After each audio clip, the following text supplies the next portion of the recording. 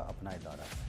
آپ یوں سمجھ سکتے ہیں کہ یہ صحافیوں کا جیسے کسی بھی لڑکی کا میکا ہوتا ہے، صحافیوں کا یہ میکا ہے. اور یہ ہر طرح سے صحافیوں کے لیے 24/7 کوشاں رہتا ہے کہ ہم آپ کے لیے کیا کر سکتے ہیں. اس میں جو بڑی بڑی چیزیں ہیں وہ اب جرنلسٹ سپورٹ فنڈ، ایک انڈاؤمنٹ فنڈ اسٹیبلش کیا گیا جس کی مالیت 50 ملین روپیز ہے، اور اس میں اینولی کوئی 7.5 ملین روپیز ہم جو صحافی ڈیسٹیٹیوٹ ہوتے ہیں یا ڈیزرونگ جو لوگ ہوتے ہیں ان کو اس میں سے گرانٹ دیتے ہیں. اس کے بعد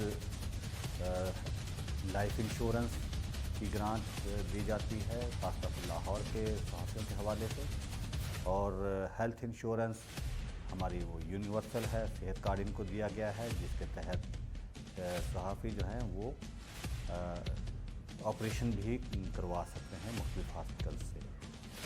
پھر لاہور پریس کلب کے لیے خاص طور پہ 20 ملین کی گرانٹس اس سال دی گئی ہے.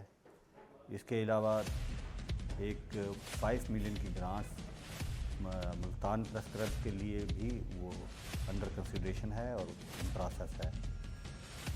اس کے علاوہ ہاؤسنگ سکیمز پنڈی، لاہور اور ملتان میں آلریڈی آن گراؤنڈ ہیں، لوگ گھر بنا کے وہاں پہ رہ رہے ہیں.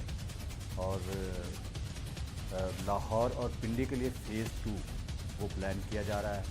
خاص طور پہ لاہور میں روڈا کی فیز 1 میں 700 کنال اراضی جو ہے وہ صحافی کالونی کے لیے مختص کی گئی ہے، جبکہ فیصل آباد اور سرگودا میں بھی وہ پلاننگ فیز میں چیزیں چل رہی ہیں اور انشاءاللہ بہت جلد وہ بھی آن گراؤنڈ آ جائیں گے. ان کے اس مشن کو پورا کرنے میں ڈی جی پی آر کا ادارہ گراں قدر خدمات سر انجام دے رہا ہے. حکومت پنجاب کے تمام صحافی دوست اقدامات کو پایہ تکمیل تک پہنچانے میں ڈی جی پی آر کا کردار بہت اہم ہے، جس کے افسران دن رات محنت کر کے ان منصوبوں پر کام کر رہے ہیں.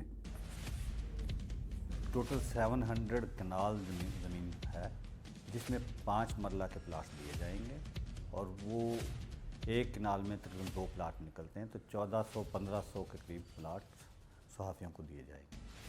اور اس پہ بڑی تیزی سے کام جاری ہے. فیز 1 ہے روڈا کا، راوی اربن ڈیولپمنٹ اتھارٹی کا، اور آئی ہوپ کہ وہ بہت جلد آن گراؤنڈ آ جائے گا.